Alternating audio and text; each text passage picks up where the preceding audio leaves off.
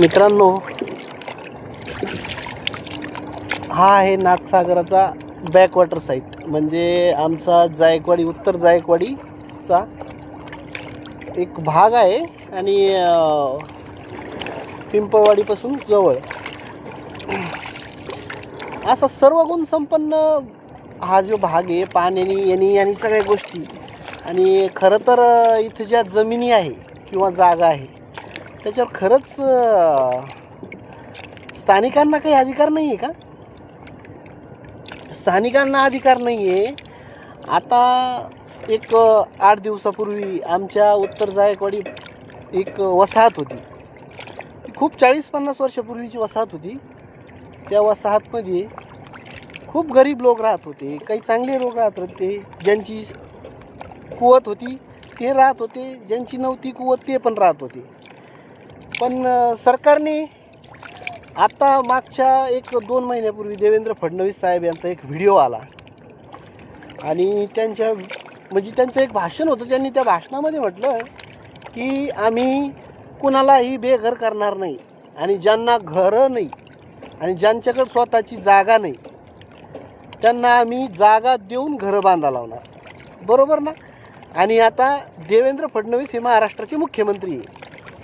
देवेंद्र फडणवीस महाराष्ट्राचे मुख्यमंत्री आहे, तर मग जर मराठवाड्यातील पैठण तालुक्यातील जर शासकीय जी यंत्रणा आहे ही देवेंद्र फडणवीस यांना मानत नाही आहे का?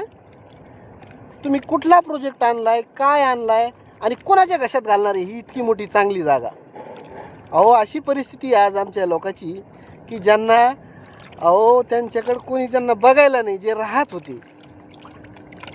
खूप वाईट, म्हणजे त्यांच्याकडं बघा वाटत नाही अशी त्यांची परिस्थिती झाली आहे.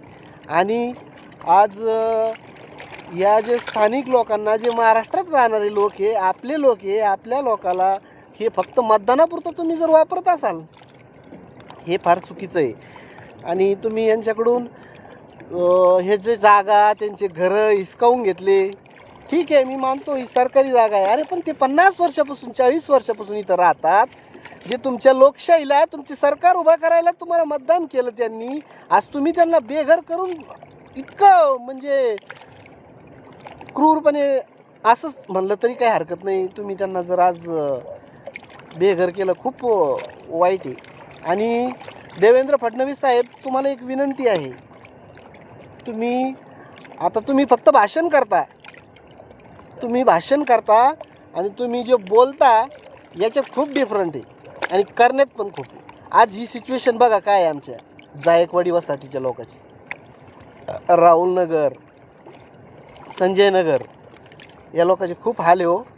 ज्यांना आज वाटावर सोडलं असं म्हणता येईल. आणि ही लोक फक्त आपल्याला मतदानापुरतेच लागतात का? यांचा आपल्यावर काही अधिकार नाही आहे का? अहो, 50 वर्षापासून राहणारे, 40-50 वर्षापासून जी काय आहे तेव्हापासून राहणारे लोक आहे, तुम्ही त्यांना एका धडाक्यात बाजूला केलं.